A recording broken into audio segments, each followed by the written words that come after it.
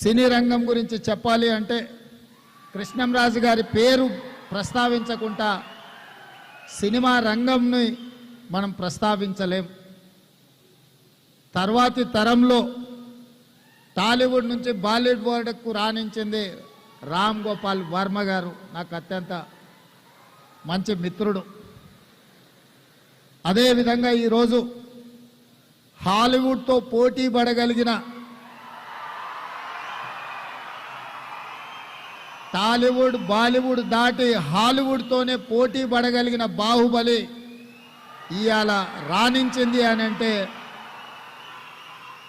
ప్రభాస్ లేకుండా ఆ పాత్రను ఊహించలేం. వీటన్నిటికీ వీళ్ళందరూ రాణించడానికి ప్రధానమైన కారణము వాళ్ళ కఠోరమైన శ్రమ, వాళ్ళ పట్టుదల అని చెప్పి తెలంగాణ రాష్ట్ర ముఖ్యమంత్రిగా నేను చెప్పదలుచుకున్నాను.